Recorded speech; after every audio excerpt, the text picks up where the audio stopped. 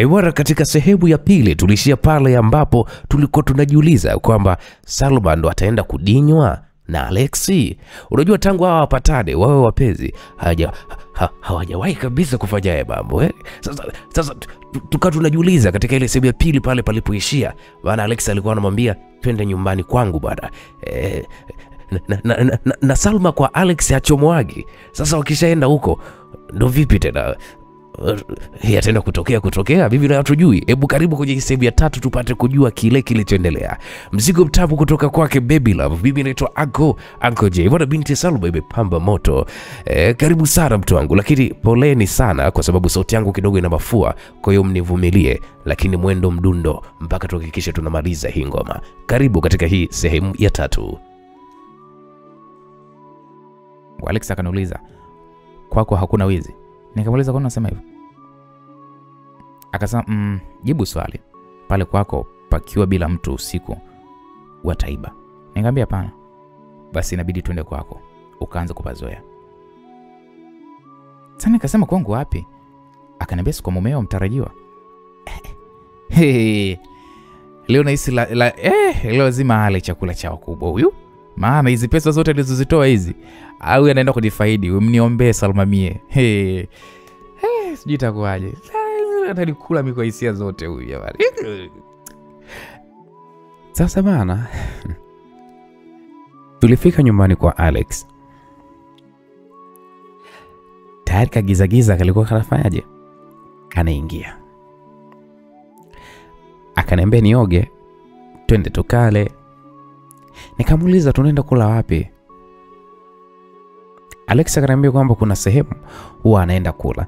Nikasema mimi nataka nipike mwenyewe ili uanze kuzoea chakula changu. Yaani mimi nipo alafu wewe unaanzaje kwenda kula kwenye migawa? Unajua nilijiongeza yenyewe. Lazima nimfurahishe baby ili azidi kunipenda. Uweze amini Alex alicheka alafu akaniambia kwamba haya, kwa unataka kula nini? Nikamwambia chochote tu nitapika. Basi Alex akaniambia bwana, mimi usiku huwa sipendelei kula vyakula vizito. Unaona huu mwili wa asili huo. Nikijiachia tu utanikataa. Basi kusema kweli nikacheka kweli. Nikamwambia bwana, ninavyokupenda basi uwezo hata sina. Uwezo kukuacha sijui etikia sina. Basi yeye mwenyewe Alex alifurahi sana. Akaenda pale kuletea vya kupika mtoto watu. Mimi nikajipinda humo jikoni sio poa. Nikahakikisha napika ladha yani chakula ambacho hajai kuonja. Kwa chakula kilipokuwa kimeiva, kilipokuwa tayari tukala. Na kusema ule kweli Alex alinisifia mwanzo mwisho eti kwamba mimi najua sana kupika. Sina hakika, labda tu alitaka nisijione mnyonge. Sio jua tena, lakini hata hivyo nilijipinda kusema ule kweli. Ngoja tunisemee asante. Uenda hii ikawa ina maana kwangu. Basi nikamshukuru pale kwa kushukuru. Tulipiga sana story nyingi tu. Baadaye akaniomba twende wapi chumbani. Nyie wezi amini nilikuwa natetemeka sio poa. Tulipofika chumbani Alex akagundua kwamba nilikuwa namuogopa. Alex akaniambia njoo lale, sifanyi chochote Salma. Nyie nilivutwa mkono huyo nikatoa kifoni kwake. Alikuwa ameniweka upande hivi. Akaanza kunipigia pale mabusu. Yaani nye.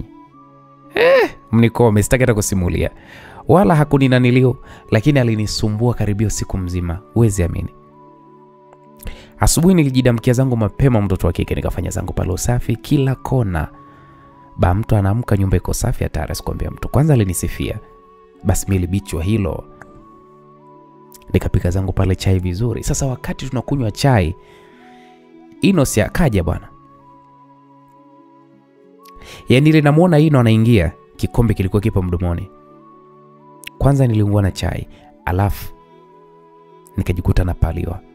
Acha naanza kukoa mtoto wa kike. Ino akaja pale akavuta kiti akawa amekaa pembeni ya kaka yake. Mimi moyo ulikuwa unaenda mbio asikwambie mtu. Nakumbuka maongezi yetu. Yaani naona kama vile ni sekunde tu zimepita tangu mimi na yeye tusemezane. Akanisalimia, Salma uko poa? Na hapo alinisalimia Ino baada ya kuketi. Nikamwambia ndio. Nilijibu lakini kusema ule kweli nilikuwa sijiamini. Sauti kwanza ilikuwa inanitetemeka, mwili unatetemeka, hamu ya chai weze mimi nilinisha pale pale. Nilitamani hata Alex angeniambia kama Ino anakuja, ningeenda tu kujificha toko chumbani. Sasa Ino akawa anamtazama sana kaka yake. Alikuwa anamtazama kaka yake kwa muda, tena bila kumwambia kitu. Mimi nikawakata jicho la chini chini wote wawili. Ino naye akachukua pale kikombe akasema eti hakuwa amekula, kwa hiyo alitaka kuja kutusalimia kwanza. Moyoni nikawaza, ina maana kwamba amejua kama mimi nimelala hapa au ni vipi? Unajua mpaka nilijisi aibu Tulipomaliza kunywa chai, Alexi akamwambia Ino, bwana tuondoke zetu. Ino asikatae, itakaza kumwambia wewe tangulia, naomba kwanza kuongea na Salma, msubiri hapo nje. Unajua moyo ulianza kurukaruka jamani. Ino anataka kuongea nini na mimi? Afu eti sio mbele kaka yake. Kwa nini kaka yake amtoe? Unajua mpaka jasho likale linanitoka nyie. Huyu kaka mimi eti namuogopa. Sijui hata ni kwa nini lakini namuogopa, sikwambie mtu. Kwanza Alex alinitazama. Jinsi nilivyokuwa nakapua macho ni kama vile mwizi, alafu akatoka nje bila hata kusema kitu. Alex alitoka, kwa nikabaki mimi niko na Ino. Sasa mimi na yeye jamani. Huwa najuta hata kumjua kaka nyie. Asikwambie mtu, najuta. Ino akaniita, Salma. Tena aliniita kwa sauti ya chini kweli kweli, yani imetulia, yani alikuwa yuko very serious kuliko hata nilivyokuwa namjua kabla. Nikamuitikia be. Hapo nimeinamisha uso chini, mikono nimeibana mbele kwenye miguu. Akaniuliza, una furaha kuwa na Alex? Kwa sababu nilibaki kimya. Akaniuliza tena, moyo wako una furaha? Nikasema ndio, nashukuru kwa msaada wako. No, haukuwa msaada wangu, bali ni ujasiri wako. Mimi hapo nikabaki kimya. Akaniambia, Salma, nisamehe kwa kile nilichokisema mwanzo. Sahau kabisa kile kilichotokea kati yetu, utabaki kuwa shemeji yangu. So wewe na mimi naomba basi tuangaliane kwa jicho lingine. At least usinikasirikie. Na kama Alex atafanya ujinga na hapa, nitammaliza sekunde 2 tu, okay? Mnajua kwanza nilicheka. Maana alikuwa amemaliza na kautani kidogo. Akanifanya nicheke, akanipa pale mkono eti tumalize tofauti zetu. Basi mimi nikaona aibu. Hapo nikampa pale mkono wake. Akaniambia, bahati iliyo njema mrembo Salma. Mimi nikacheka tena. Unajua safari hii nilitoa sauti maana alikuwa anaongea kwa utani. Akaniambia basi twende. Alafu akanyosha mkono anataka kufanya kunishika. Jamani, si nikampa mkono. Nikajishtukia naona aibu. Aibu hatari, sikwambie mtu. Basi tukatoka pale tumeshikana mikono. Tulimkuta Alex yuko ndani ya gari. Mimi nikaingia, wakaongea mambo yao. Hapo mimi hata sijui nini. Sijui ni kuhusu kazi, hata nilikuwa sijui. Kwanza nilikuwa hata sielewi. Maana baada ya hapo Ino aliondoka na si ndo hao tukaondoka zetu. Safari iliishia pale kwenye ofisi yangu. Ofisi yangu tarajiwa. Unajua sikuamini macho yangu jamani. Mbele pale kuna bango kubwa lina picha yangu na maandishi. Nyie, ile picha niliyopiga nikiwa niko na chakula, wallahi nilipendeza vibaya mno. Nilikuta watu kwanza wako bize. Walikuwa wanapanga vitu huku na kule. Jamani, nyie pesa hii nyie. Wallahi pesa inahamisha mlima, acheni tu kabisa. Mi Salma nilikuwa nimekaa naelekeza tu watu, hiki fanya hivi, hiki fanya vile, hivi fanya vile. Tena watu yani nikiwaangalia hivi, hata kama usingizini hivi, nisingeweza kabisa kuongoza. Palipangwa pale na kuambia kila kitu kikakaa mahali pake. Wow. Unajua nilikuwa tasiamini. Kwenye counter hapo kuna picha yangu na Alex. Nikakumbuka jana wake wakati napiga picha alikuja kunikumbatia mgongoni. Nyie sikujua kama kuna picha ilipigwa pale. Picha ilikuwa imependeza. Picha ilikuwa inavutia. Nikanitazama na cheka. Nikamwambia, sasa kwa nini hukuniambia kama hii picha utafanya hivi, ningeweka pose nzuri? Alex akaniambia hili ndo limenoga ile pose. Na bila kujiandaa ndio linakuwa tamu zaidi. Uone ujinsi uliopendeza. Nikamwambia okay sawa. Huu mgawa wako unaitwa Sally VIP Food Point. Samahani sikukushirikisha kutafuta jina. Baby, lazizi. Yani umemaliza kila kitu. Tamata nikupige busu la tabusu la mdomo. Sema tu watu hapa naona aibu. Nyie, ili namalizia tu kuongea, nikashangaa unavutwa karibu yake. Kabla hata sijakaa sawa, busu hilo tena sio mara moja. Jamani Alexi, niliona mpaka aibu. Wale walikuwa wameweka pale viti, kuna wengine waliona hiki kitendo, yani unajua mpaka ile aibu Nikamwambia bwana, wewe mambo ya chumbani hayo. Kwa nikana mpiga vile vingumi vya mgongo, huku naona aibu vibaya mno. Basi wale watu baada ya kumaliza kazi zao, Alex aliwapatia pesa wakaondoka.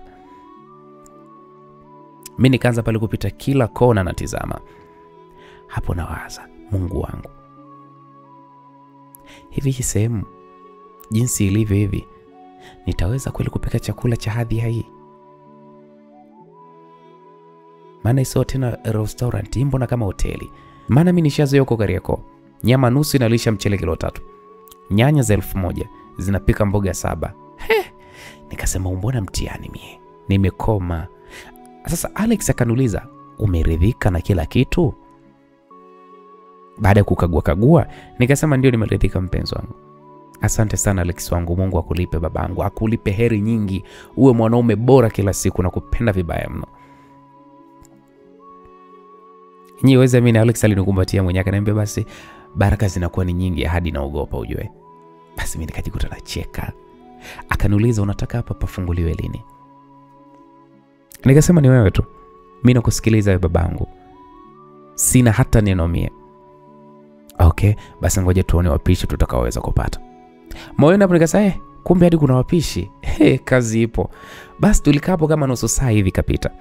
Akapokea simu, akawa anamuelekeza mtu. Wakawa wamekuja pale wakaka wawili wadogo tu hivi, yani wameshika bahasha. Hapo akaambia wamsubirie nje. Basi wale wakaka wakatoka, wakawa wameketi kwenye viti hapo nje. Alex alinitaka niambie nje huko. Tukaingia, kuna sehemu kulikuwa kuna kiofisi jamani. Humo kuna picha zangu kila kona. Alafu usikombe mtu AC, yani full kiyoyozi safi kabisa. Akaniambia hii ndio ofisi yako mama. Sawa. Nye, huwezi amini Mungu wangu. Nikamwambia Alex, nikupe nini mimi? Nikupe nini mie? Kumbe mimi ndo nitakuwa nakaa tu ofisini. Oh Mungu huyu. Nye, tulikaa hapo kwenye kiti, akafungua ile bahasha, akawa anapitia pale kama anasoma. Mimi niko kimya namtizama tu. Na baada ya kumaliza akaniambia, nataka nikutafutie wapishi ambao watakuwa na sifa ya kupika, waliohitimu na kufaulu vizuri. Nye. Nilitoa macho. Wewe Alex, wewe serious Alex? Mimi nilijua labda tutachukua wapishi wa mtaani tu, kumbe waliosoma kabisa.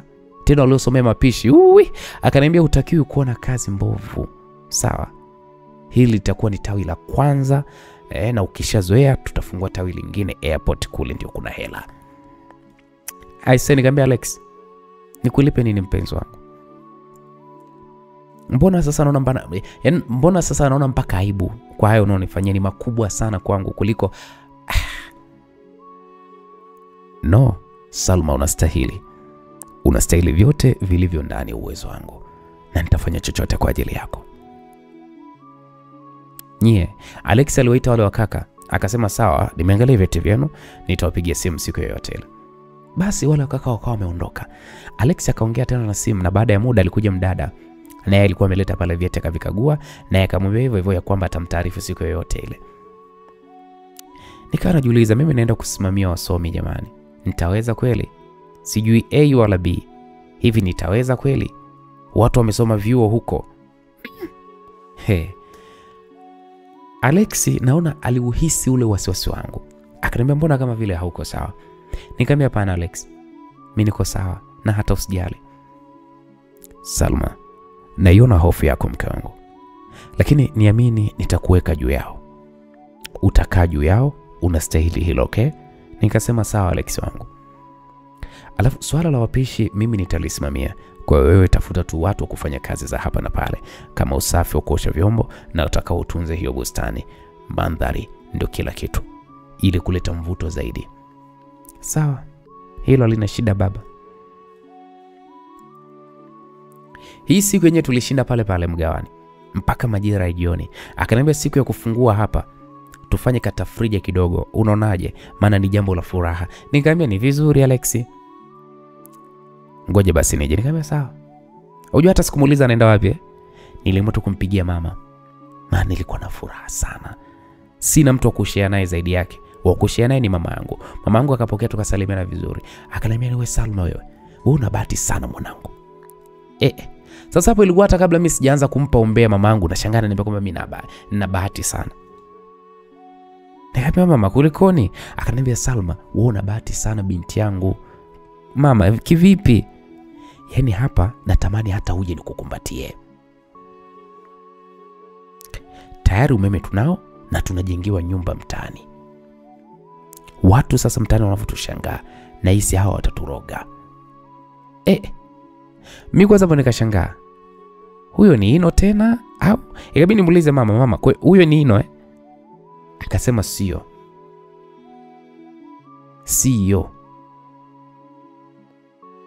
Yule pacha wake ndiye alianza kuleta mafundi wa kujenga kabla ya huyo Ino. Sasa wewe watu wanatupa misaada tu. Alafu hatujui ni akina nani. Mimi nilikuwa najua yule mweupe ndio bwana wako. Sasa mbona kama wote wanakutaka mwanangu? Nikamwambia mama, hamna bwana. Muda ukifika na kuletea mkweo. Wala hata usijali mama. Mama hapa kaniambia haya sawa. Wewe mwanangu umenirithi mimi. Unajua mimi nilivyokuwa binti nilikuwa na bahati sana. Nikamwambia mama, umeanza mama. Asa mbona ulikimbia na baba? Bana wewe babako ni mpuzi tu huyo. Na dada yako amerithi hilo liroho la baba yenu. Ana roho mbaya kama baba yake. Yaani hata kumbuki mimi nilivyokuwa nahangaika kutafuta hela za ada mtoto mbaya huyu. Tangu nimuombe ile hela simu zangu hataki kabisa kupokea. Kupata hiyo kazi anajiona kama vile ndo amekuwa bora. Bora wewe mwanangu. Unanikumbuka hivyo. Nampigia nimwambie sie sasa hivi hatuna shida ndogo ndogo. Yeye awe anatusalimia tu, lakini bado simu apokei. Nikamwambia mama, utajua wewe na mwanao bwana. Nipe mimi niongee na Subira kwanza. Hapo niliomba kuongea na mdogo wangu na baada ya kunipa simu nilimpa habari Subira. Huyu mdogo wangu wa faida, acha tu afurahi. Wewe nilimwambia utakuja tufanye kazi wote. Yaani mdogo wangu tunauaga umaskini kwa herufi kubwa. Basi kwa tunacheka hatari mimi na mdogo wangu Subira. Na Subira akaniambia kwa hiyo shemu wangu ni yupi? Ino au Alex? Nikamwambia wewe unataka awe nani kati yao wawili? Subira alicheka. Nikamwambia namleta hapo nyumbani utamjua, relax. Uko. Kupa nikaongea mpaka na Kiingereza changu cha kukaza ulimi. Alicheka huyo Subira akaniambia, "Dada, naona siku hizi unawahi kujua sana English kuliko hata kusoma." Mtoto ana adabu huyu. Basi tukaongea mno na simu mpaka Alex aliporudi. Alikuja pale Alex na ice cream. Akaniambia nimeona bora tuje kula hapa kwetu. Nikamwambia sawa. Nilikata simu tukala zetu pale ice cream. Tukaondoka kuelekea nyumbani. Hapo tunaenda nyumbani kwa Alex jamani. Basi wakati tuko njiani Alex akaniambia, "Wiki ijayo itabidi hapo paanze kazi." Sawa, nikamwambia sawa, nafurahi sana. Inapofuraha ndo kama yote. Basi tukafika nyumbani kwa Alex. Ilikuwa ni mida jioni. Nikawa namtizama. Akaniuliza, "Vipi?" Mimi naambia tu hamna. Yaani nilikuwa nacheka tu, lakini moyoni nilikuwa nawaza. Alex ameamua kutujengea hadi nyumba. Bado kanifungulia biashara. Tena biashara kubwa ambayo hata kuibeba siwezi. Hakika huyu ni zaidi ya mwanaume kwangu. Sasa yeye baada ya kuniona mimi namtizama sana, akaniambia njoo hapa. Hapa kanivuta. Alafu unajua Alex ni kama amepanda hewani fulani hivi. Akapeleka mkono wake sehemu fulani hivi. Na mimi nikamtegea vizuri. Unajua kama zilikuwa zimetupanda hivi. Wakati Alex ananishika mwilini, yale maeneo fulani hivi, ghafla tulisikia pale kishindo puu. Mlango ulikuwa umefunguliwa kwa kasi ya 5G, sikwambia mtu. Kwanza unajua nilihisi ni Ino, ila baada ya kugeuka mlangoni nilishangaa kumuona aliyekuwa mlangoni alikuwa ni Judy. Nikazama ndani kwa kishindo bila hata kubisha hodi. Kwanza mimi nilishtuka, nikataka kuinuka lakini Alex akanirudisha. Akanilaza pale pale alafu hakuongea kitu. Akabaki tu anamtizama Judy. Mimi naye nikaa namtizama tu Judy. Alex akamuuliza Judy kwamba wewe vipi, mbona unakuja bila hodi kwenye nyumba za watu. Hapo Judy hakujibu, akarusha kofi. Almanusura linipate, Alex akawai. Akainuka. Ikabidi sana mimi nisimame.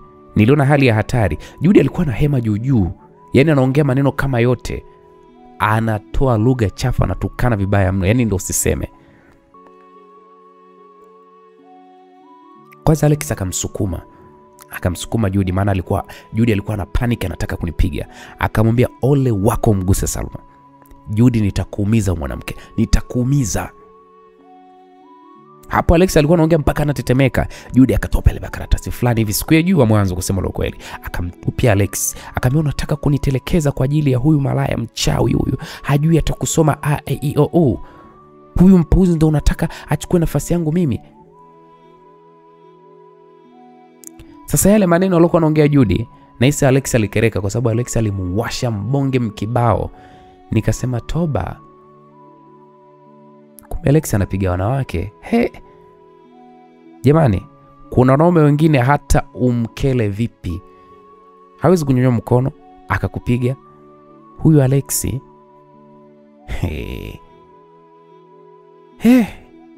japo nilipumua, lakini niliogopa maneno ya Waswahili wanasema kwamba mwenzako akinyolewa za kwako tia maji mapema.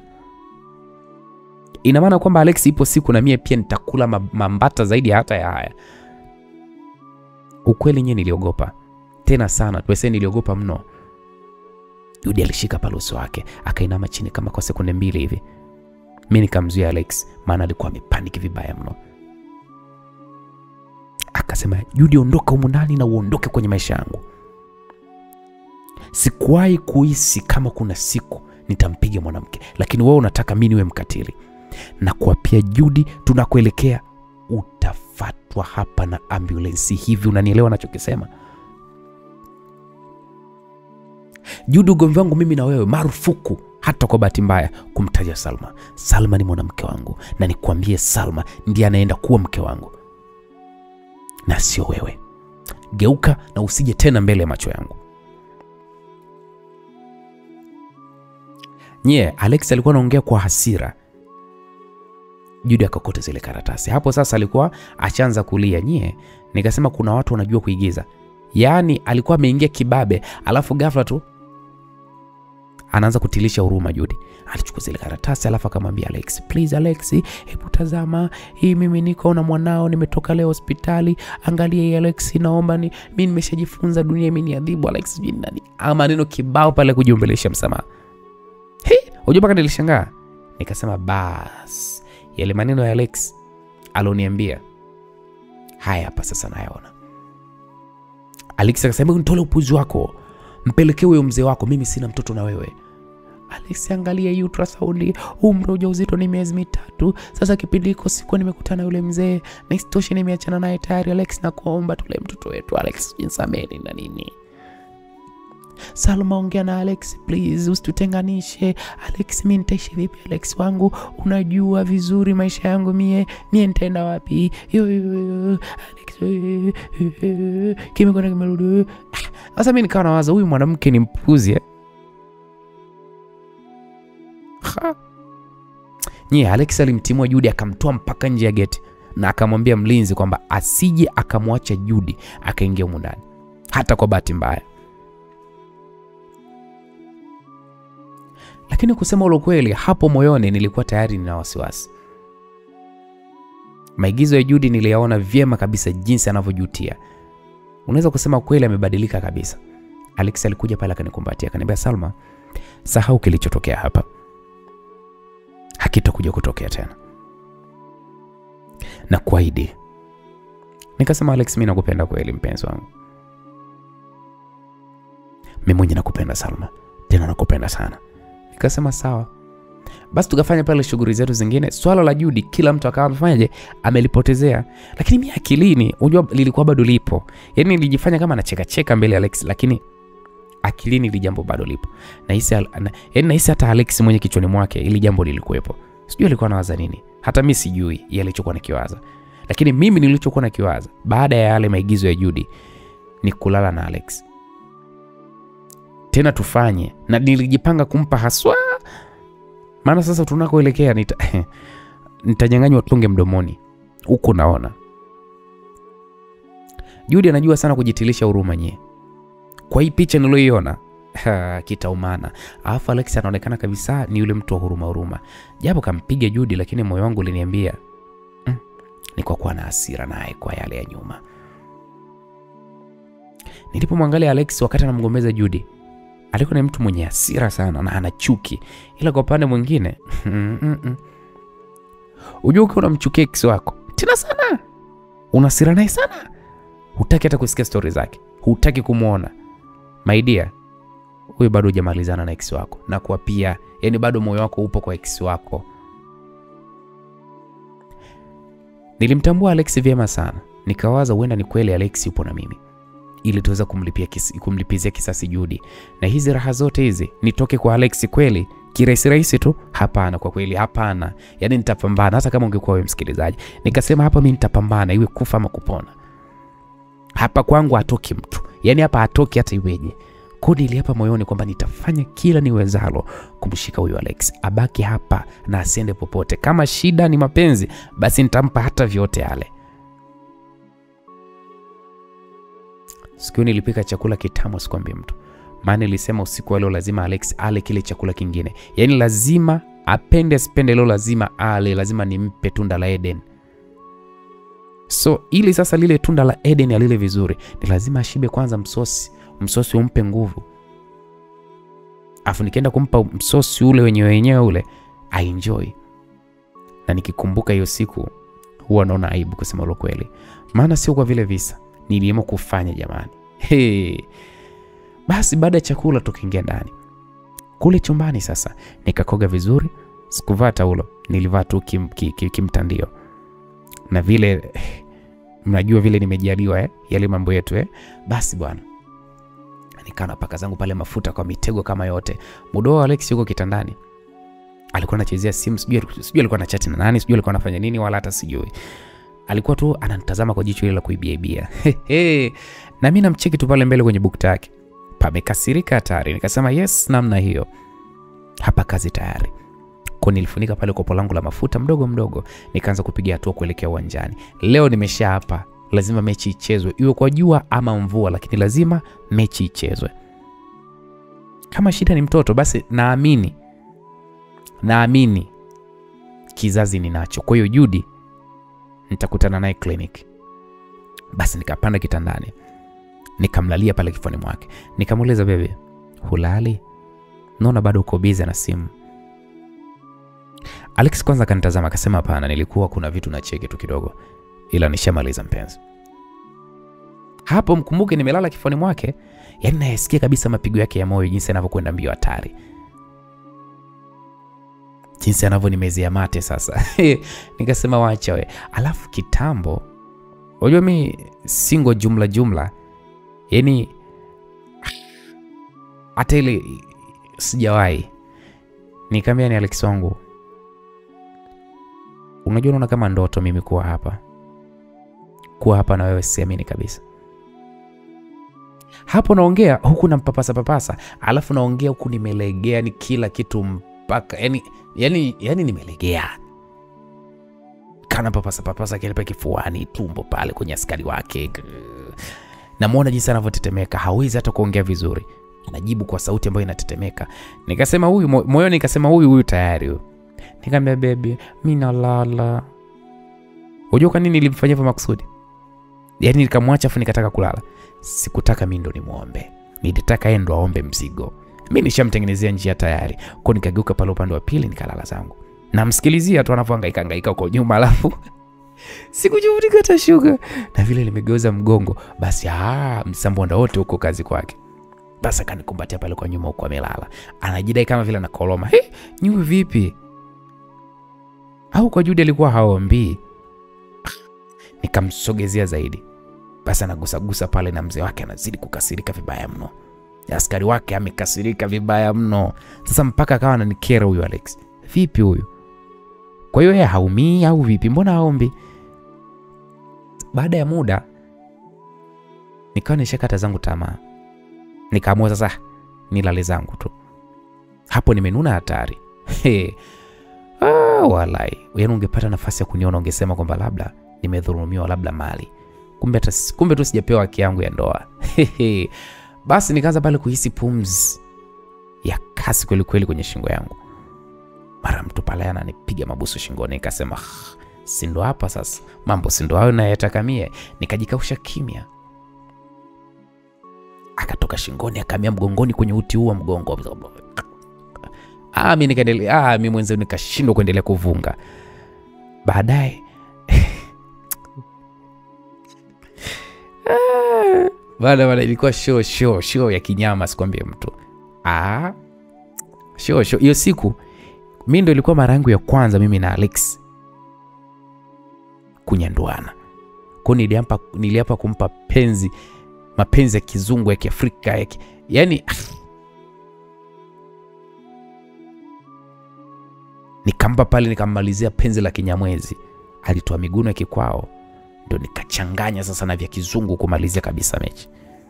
Mpaka mechi inaisha, raundi ile ilikuwa ni ya 3. Pointi 3 nilikuwa nazo mie. Alex alikuwa na koroma tu hoi bin taban. Kabla hajapitiwa na usingizi, akamalizia pale misemo yote, sifa zote akanipa, mpaka za Kihindi akanipa. Alikuwa anaweseka kama kichaa aliyepandwa na degedege, sikwambie mtu. Nilikuwa namtizama Alex, maskini ya Mungu, alivyopitwa na usingizi. Basi mwenye nacheka huko, sifa zake nampa. Kumbe licha ya vyote, hata ndani ya suruali nye alikuwa amejaliwa. Alex alikuwa mashallah wa moto mpaka raha. Mwenzangu, usingizi kunipita. Niliwaza karibia usiku wote kwamba nifanye nini Alex abaki na mimi milele. Wanaume wabebeki. Hii kauli niliipinga, nikasema nataka mimi nimbebe mimi mwenyewe, tena peke yangu. Basi nilikuja kupitiwa na usingizi, hata sijui ilikuwa ni saa ngapi. Nilishtuka baada ya kusikia simu inaita. Ilikuwa ni simu ya Alex. Yeye bado alikuwa amelala tu, na tayari kulikuwa kumeshaanza kukucha. Mimi wivu ndo ulishaanza kunikaba. Nikawaza nani anampigia simu sasa hivi. Asubuhi yote hii hata jua kutoka tu kwenye bado. Nilinuka pale chapu, nikaenda kuchukua simu. Nikaona pale namba imeseviwa Chief. Hapo kidogo ndo pressure ikashuka. Kwa nikampa ile simu, akaipokea haraka sana. Nikamsikia pale anasema, "Na boss." Sijui aliambiwa nini Alex, maskini ya Mungu. Nikasikia tu, "Okay sawa. Naelewa. Nitaripoti haraka boss." Alex akakata ile simu. Mimi nilikuwa nimekaa pembeni yake. Akanikumbatia pale kwa mabusu kama yote, kusema kweli. Akaniambia, "Salma, asante. Kiukweli nimelala na wewe usiku mzima, wewe ndo umejaa kwenye ndoto zangu. Yaani hata nashangaa wakati uko pembeni yangu." Kwa sababu mimi nikacheka, nikamuuliza, "Umeniotaje? Naomba uniambie." Hapo naye Alex akacheka, eti akaniambia, "Naona aibu kukwambia." Yaani Alex bwana, sijui upoje. Basi akaniambia kwamba kuna dharura kazini, anatakiwa aende leo. Nitakumisi sana, maana na siku 3 sitakuwa Tanzania. Nikasema, jamani, kazi gani hiyo? Mimi ndo kwanza nimeanza kukuzoea Alex. Naenda kurusha ndege, mke wangu. Hiyo ndio kazi yangu. What? Unajua macho alinitoka. Nikamuuliza, "Kwa hiyo wewe ni rubani?" Alex akacheka, akasema, "Mbona kama vile unanisuta hivi?" Nikamwambia, "Hamna bwana, hebu niambie ukweli Alex." Nimepewa hiyo dhamana kubeba na nafsi za watu. Mjua nilishanga kusema ukweli. "Kwa hiyo mimi bwanangu ni rubani?" Hawa na wasikiaga tu. Hata watu wanasemaga ukipanda ndege umuoni rubani. Haya, milo hii niko naye hapa, rubani wa maisha yangu, anayeendesha maisha yangu. Unajua nilipata sababu nyingine ya kumpania Alex. Afe kifa, kifa sana. Afe kipa, afe beki. Wallahi huyu Alex simwachi. Hata yeye akija kuniacha siachiki. Yaani nakuwa kinganga kweli kweli. Yaani nakuwa kinganga kama mashabiki wa Nkoje wanavyomngangania Nkoje, na mimi ndo namngangania huyu, anakuwa wangu. Ukweli ni kwamba hakuna mwanamke asiyetamani mwanaume mwenye kazi nzuri, ukiachilia mbali maisha mazuri, hakuna. Mimi nimekuwa naona tu wake wa wanajeshi wanavyojishaua na huwa hawaachiki. hata apigwe matukio 1000, sijui ni 6000, 10,000. Tasikia nimeolewa na mwanajeshi. Haya, wewe kaolewe na Uncle J Masimulizi. Sijui utakuwa unamwambia nani? Nimeolewa na Uncle J Masimulizi. Sembusemie rubani, kazi ambayo kila mtu shule ya msingi alikuwa anaichagua anataka yeye.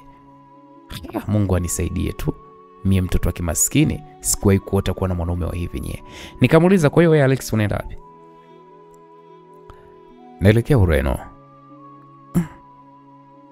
Haya, saa 5 natakiwa niwe kazini. Na nakuomba ubaki hapa, usiende popote pale mpaka nitakapoweza kurudi. Nikasema hapana Alex, mimi nitaenda kukusubiria kwangu, kukaa hapa sitaweza. Hatutaweza kuwasiliana kwenye simu, ila nikirudi nitalitatua hilo. Sawa. Jamani, uweze amini Alex sasa akaniomba eti apige cha mwisho. Eti asija kaweseka miji ya watu. Kwanza nilicheka nikamwambia umenogewa Akasema asali ya ionju bwana. Na mnyimaje bwana we? Kwa ni shingapi? Nikampa vya tofauti na usiku. Yote hii jamani nilikuwa nahangaika kumpa kila anachokitaka. Labda unajua nilikuwa naanza labda ikijai kupewa na Judy basi mimi ndo najitutumua kweli kweli. Yaani ninapoteseka jamani mimi kumbakisha huyu Alex nyie. Hivi dawa mwanaume kumbakisha kwenye mahusiano sijui ni nini. Unaweza kumpa kila kitu, ukampa kila style, ukakatika mauno, ukajivenea. Mwisho wa siku Alex aliondoka mida ya saa 5. Mimi nilikaa nikafanya kila kitu. Nikeka pale nyumba safi, funguo tena ninayo, mama mwenye nyumba, mie tena. Basi baada ya kumaliza kila kitu, nilimpigia simu mdogo wangu aje kwangu, nilitaka tuongee naye vitu hivi vile vitatu. Alafu Alex aliniambia nitafute wasaidizi. Aliniambia nitafute wasaidizi ili niweze kufungua kazi mapema. Kwa nilimtaka Subira aje pia ili tushirikiane. Kwa nikamwambia aje nyumbani wakati mimi ndo nilikuwa natoka kwa Alex. Nilipofika mtaani nilimwona Zakia. Jamani Zakia ni siku nyingi sijamuona huyu dada. Nikamwambia wewe Zakia, mbona umeadimika? Unajua nilimuuliza kabla hata ya kumsalimia. Hasa shoga yangu nilikuwa nafanya kazi huko, nilipata kibarua cha kupikia wajenzi. Nikasema sawa, mbona leo hujaenda?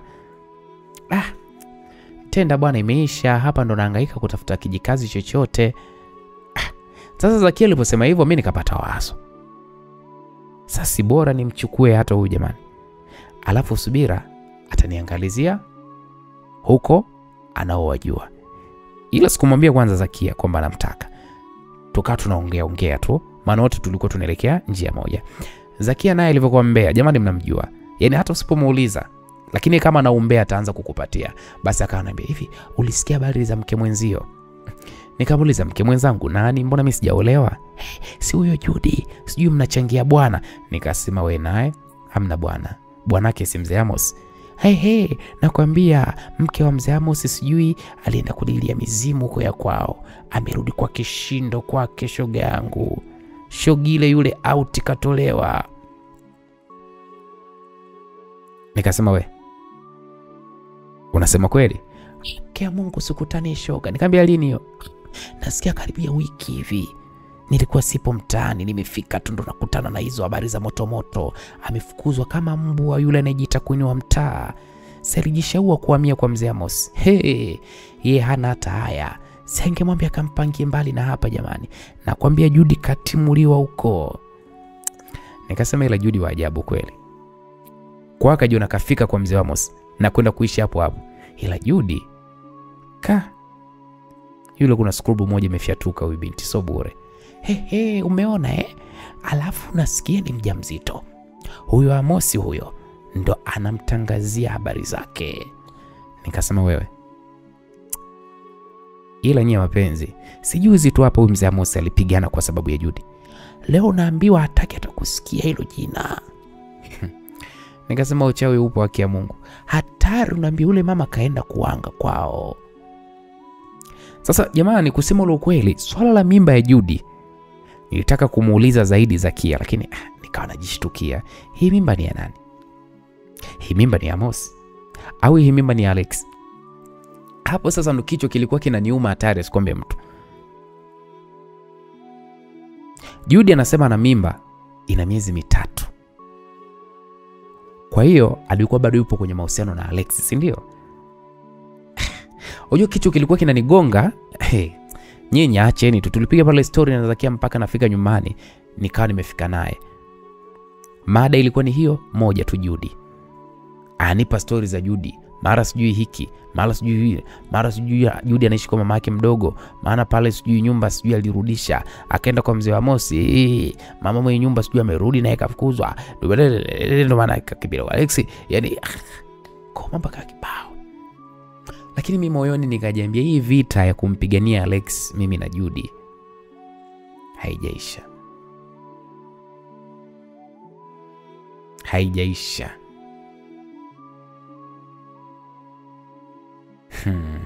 Alex, hii vita sasa tena sio vita ya mapenzi, ni vita kupigania ugali. Maana Alex anajua kutunza. Maana mimi ugali wangu kwa sasa anamtegemea Alex. Naye huyo Judy maisha yake ni lazima kwamba atakuwa anamwaza sana nani? Alex. Kwamba ndio msaada wake, hana msaada mwingine. Bila hivyo Judy hawezi kuishi kwa yale maisha kishua kama zamani. Lazima amtegemee nani? Alex.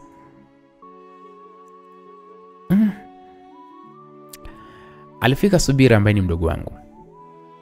Huyu Subira ni mdogo wangu kabisa, tumezaliwa baba mmoja mama mmoja. Yeye ni wa mwisho kwetu. Sisi tumezaliwa watatu tu. Mama alituachanisha sana. Alianza dadangu mkubwa ambaye yeye ameolewa na mwanajeshi na yuko Arusha huko. Yeye alibahatika kusoma mpaka chuo na ni mwalimu wa shule ya msingi, na mumewe ndo daktari lakini ni mjeshi, yani ni mwanajeshi mwenye fani ya udokta. Dada alishatutelekeza nyumbani kusema leo kweli, kwa sababu wakati mwingine tulikuwa kama vile mzigo kwake. Unajua nikupe kitu kimoja, hizi familia za kimaskini, mzazi akizani kama vile anaweka akiba ya mtaji wa kesho. Yani wewe ukikua ndo anakutegemea kwa kila kitu. Mama yangu alihangaika sana kutusomesha sote, lakini ndo hivyo mimi nikawa zero brain. Dada ndo kidogo akajikongoja. Sasa zile kero za mama, mara mdogo wako nguo shule, mara sijui hiki, mara mlipie hiki, dada hakuwa anapenda hata kidogo. Kwa aliona kama vile kero, aliona kama mzigo kwake. Mimi ndo dada ananitukanaga kabisa kila siku. Eti nimekaa tu sina la maana, sijui nakula jasho lake. Ni kama tu kujipangia kwangu niwe na maisha yangu mpaka leo hii. Kwa hiyo mdogo wangu Subira yuko form 4, mdogo wangu kina akili, yuko shuleni na ndiye naweza kusema yeye ndo mtunza siri zangu. Maana message zangu nyingi za hao mbona zangu alikuwa ananisomea na kunijibia yeye, hata ziwe za lugha chafu, matusi, hanaga shida. Nakimbizana na maisha, na hata siku moja sikutaka akose mahitaji yake. Japo kipato changu kilikuwa ni kidogo sana, lakini nilikuwa najitahidi sana mdogo wangu Subira apate ile mahitaji yake. Kwa hiyo alinipa habari kwanza kuhusu nyumba. Akaniambia, bwana dada, huko nyumbani tumejengewa nyumba nzuri kweli kweli. Tena inajengwa mbele ile banda letu. Hapo Subira ndipo nilicheka, nikamwambia Subira, una dhambi. Nyumba imetukuza ile, leo unaita banda wewe mpuzi wewe kweli? Akasema wewe dada acha tu. Nikamuuliza hivi, mtihani wa kumaliza ni lini? Hapo Subira kama amenitajia tarehe ambao ndo mtihani wa kumaliza shule. Ulikuwa ni mwezi ambao unafuata. Nikamwadithia pale habari za kefu. Nikamwambia nataka tuwe wote hapo. Subira alifurahi sana. Sasa ndo nikamwadithia sasa mambo yangu yote Alex na Judy, kuanzia A mpaka Z. Maana sikuona mtu kumpa haya kama sio huyu mdogo wangu. Kwa hiyo Subira akanisikiliza tena vizuri tu mpaka namaliza. Na nikamwambia hapa Judy alipo ni mjamzito na alishawahi kuwa na mimba. Na wakarudiana na Alex. Kwa naogopa wanaweza kurudiana tena. Subira akaniambia, yani dada, mtu mpaka kamua kutujengea, naamini huyo mtu anakupenda kweli, hawezi kurudi kwa Judy. Nikamwambia, wewe Subira, unaona Judy alivyokuwa amejiachia kwa huyo Amos, lakini kaachwa. Ina maana kwamba mke wake alienda kuroga huko, sijui kwa nani, sijui. mi sijui. Lakini haya, Judy naye akifanya hivyo, akienda kuloga kwa Alex. Je, nitaiweka wapi misura yangu?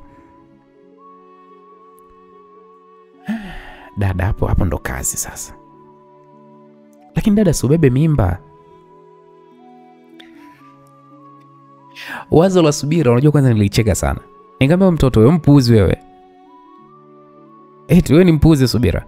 Akaniambia dada, wewe cheka tu. Yes, amebeba mimba haijulikani. Alafu huyo Alex anaonekana ana hamu ya mtoto sana. Maana kama alirudiana na Alex kisa tu mimba. Kwa hiyo inachoonekana Alex anataka mtoto. Na huyo mdada haijulikani mimba ni ya nani. Wewe ukibeba hapo inajulikana kabisa ni Alex, na fast tu tunafunga ndoa. Kesi inakuwa iko closed. Nikasema kweli Sasa mimi nitajuaje kama leo ni siku ya mimba? Hapo Subira akaniambia hata usijali dada. Una hela? Nikasema ndio.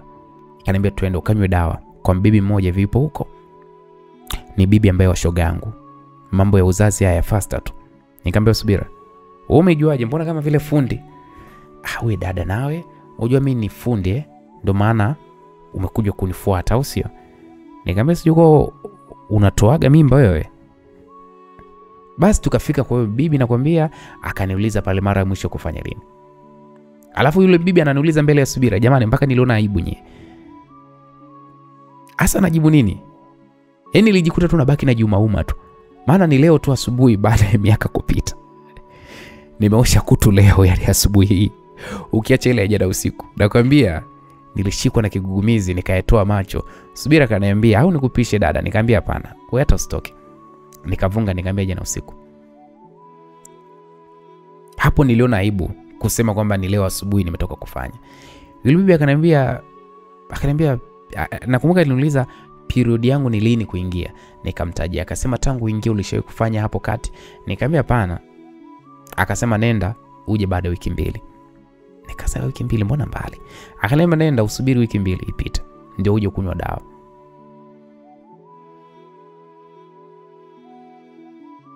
Hapo moyoni kana jembe bibi ananichelewesha wiki 2.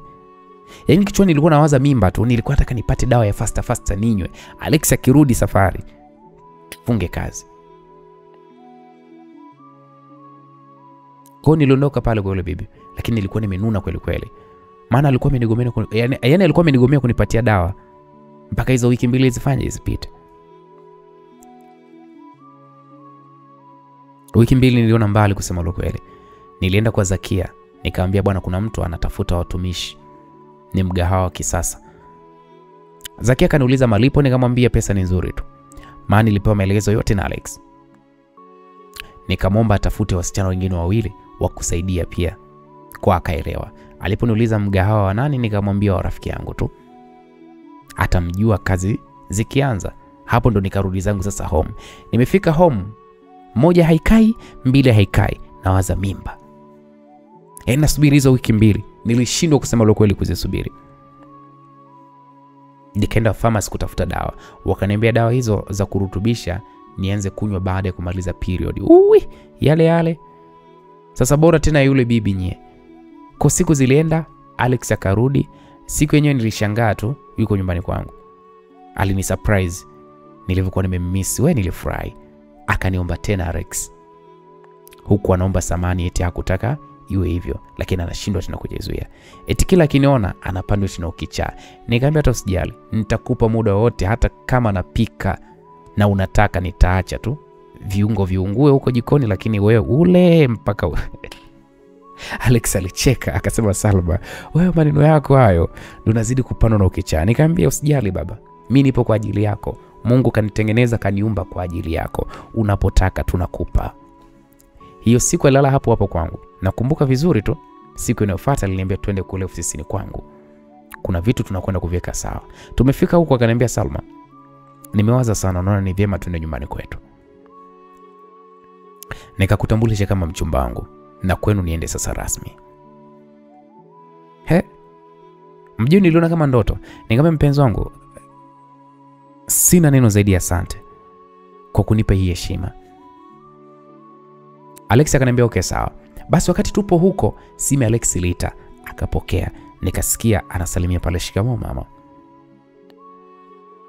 Vipi mama, kuna usalama? Hapo Alex alikuwa ni kama anauliza kwa hamaki hivi. Nikamtazama labda kama kuna shida.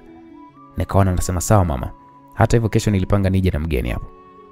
Basi nitakuja naye kesho asubuhi. Alex alipomaliza akakata ile simu. Nikamuuliza, Alex vipi, kuna usalama kweli? Sijajua kuna nini, ila tu mama kaniita niende, kwa naomba tuende wote kesho. Mimi hapo tena jamani, likichwa likawa hilo. Likichwa linavimba sikwambie mtu. Pale mgawani nilikuta tena maboresho yamezidi. Nikajiona mjinga. Yaani sikuwahi kutembelea wakati Alex hayupo. Aisee, akanitambulisha pale kwa wanaume wawili. Yaani kulikuwa kuna mkaka, alafu kulikuwa kuna mbaba mtu mzima. Alex akaniambiaje, hao ni wapishi wako. Na akaniambia kwamba mshahara nitakuwa na walipa kiasi kadhaa. Kwa hiyo alinieleza vitu vingi tu. Akasema tarehe 1 ofisi itaanza kufanya kazi. Kulikuwa hadi kuna customer care. Mtu wa kupokea simu za oda. Halo, nilijiona kweli mimi ni mshindi. Ila siamini kama hii ni yangu, siamini. Alex alinipa pale makaratasi akaniambia hizi ni hati miliki za hili eneo. Nimelinunua kwa jina lako. Hautolipa kodi. Mungu wangu, nitakupa nini mimi Alex? Nitakupa nini? Jamani, nilimkumbatia tu tena sana huku nalia. Akaniambia acha bwana. Mimi nataka ufurahi, sio kulia, sawa? Utalia siku ya ndoa yetu. Nikamwambia hiyo siku nitazimia mie. Unataka tuende honeymoon wapi? Jamani, eti mie hayo mambo ya honeymoon hata siyajui. Nikamwambia popote pale. Tutaenda Spain.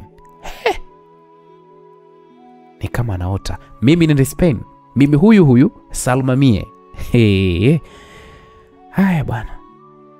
Hapa katafuta marafiki zake kadhaa, akawaambia kuhusu tafrija ndogo itakuwa ni tarehe 1 kufungua ofisi yangu.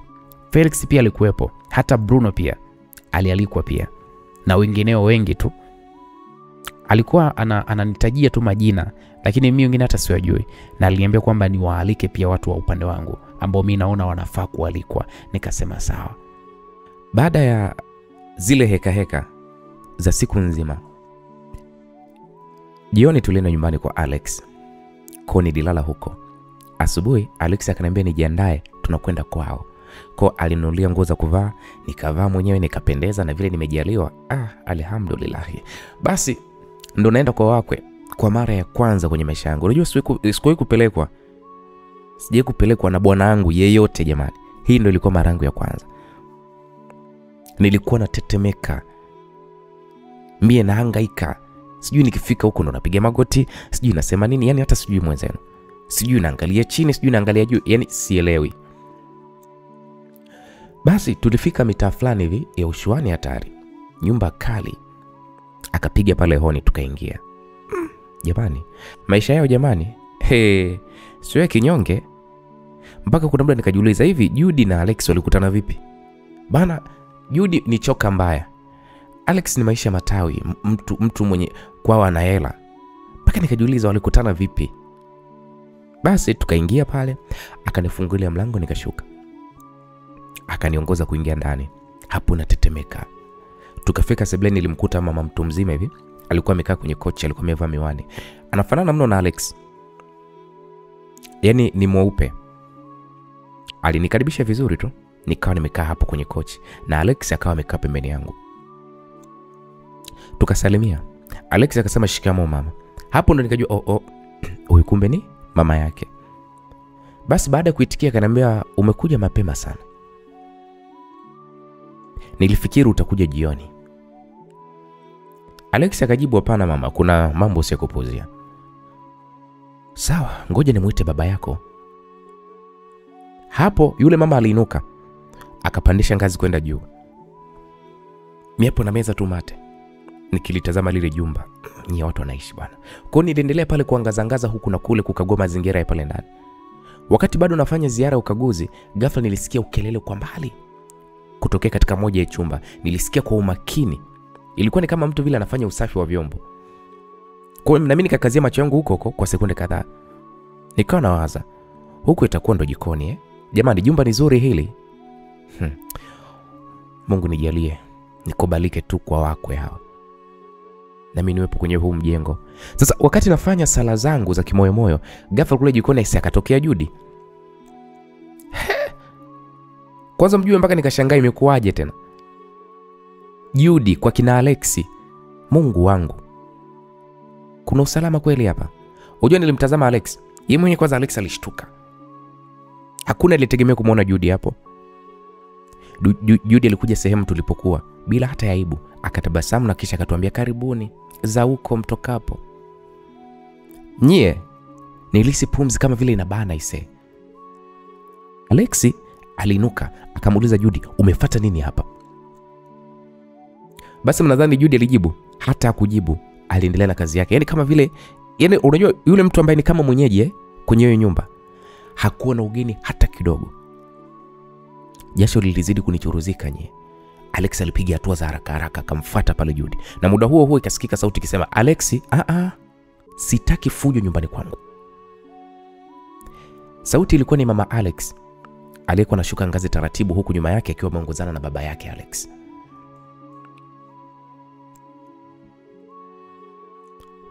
Mama, kwa nini huyu yuko hapa?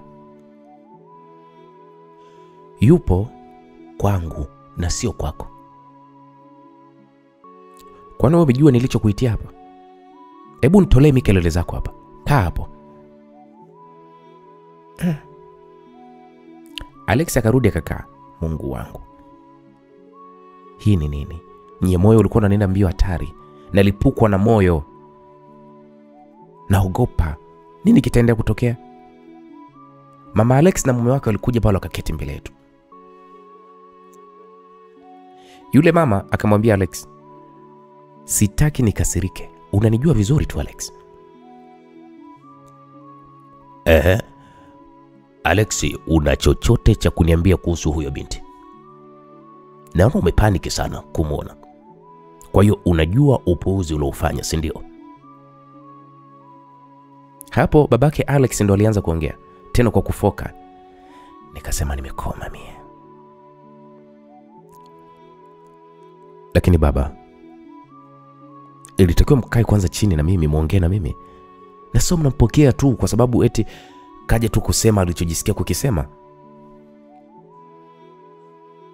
Kwa hiyo wewe unatufokea sisi wazazi wako? Sio hivyo baba. Lakini mimi ni mtu mzima. Mnapaswa kunisikiliza kwanza. Wewe Alex wewe. Alex nimekuita mara 3. Mwanangu sikukulea hivyo mimi. Sijakulea hivyo.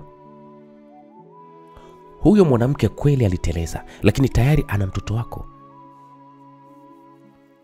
Kwa nini unataka kutelekeza damu yako? Hivi mimi na baba yako tungekuwa tukikoseana kidogo tu tunaachana, wewe ungekuwa hapo? Kwa nini lakini? Kwa nini Alex? Mimi sijakulea hivyo. Mama, kama Judy amekwambia mimi na yeye tulikosana, amekwambia tulikosania kitu gani? Judy, hebu njoo. Hapo mama yake Alex sasa akamuita Judy. Judy alikuja pale uso kauinamisha chini. Haya, hebu tuambie hapa. Naye anasikia. Judy bwana akaanza kuongea mambo ambayo mimi mwenyewe pia nilisema hii vita siwezi hata kidogo. Huyu dada akajipanga nye kunimaliza kwa wakwe. Tena siku ya kwanza mimi kwenda ndo tena ananimaliza ile mbaya. Jamani ni aibu asikwambie mtu. Judy akaanza kusema pale, mama, naombeni mnisamee wazazi wangu kwa kuleta shida kwenye familia. Najua nyie nyote mimi hamnijui, ndo mara ya kwanza mmeniona. Mimi na Alex tuna mahusiano mwaka wa 2 sasa hivi. Hapa juzi tulipishana na huyu mwenzangu na chanzo ndo huyu hapo. Mimi na Salma ni marafiki tena wa muda mrefu tu kabla hata Alex hajaje kwenye maisha yangu. Tumekuwa karibu sana na Salma. Judy huyo anaongea hivyo, wallahi nilitamani nimuinukie, nimzabue, nimpe kipigo cha mbwa. Unajua nilikuwa natetemeka eti mimi ni shoga yake. Shoga yake my foot. Kuanzia lini mimi na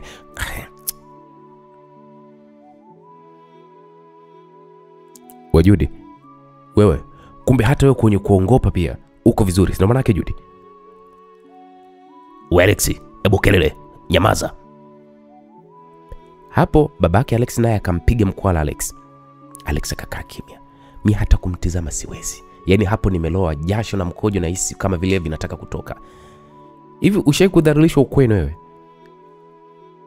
Alo, asikwambie mtu. Rafiki yangu, afadhali hata ningekuwa ni mwenyeji basi. Lakini ndo kwanza mgeni. Mtu ndo kwanza, nina masaa machache tu tangu nimefika ukweni. Alafu napigwa na kitu kizito, imagine. Binti, endelea kutusimulia. Nyie, Judy ndo anapewa heshima, Judy ndo anapewa kipaumbele. Nyie, wazazi wangu, mimi pale kuna mbaba pale jirani alikuwa ananitaka tangu muda sana na sikuwahi kumkubali hata kidogo. Salma ndo mtu ambaye nilikuwa nampa siri zangu zote. Yeye ananiambia kuwa nimkubali yule mbaba, nimchune. Salma huyu ni shahidi, sikuwahi kukubali hata kidogo. Nikashangaa tu ghafla tu Salma na yule baba wamekuwa karibu sana.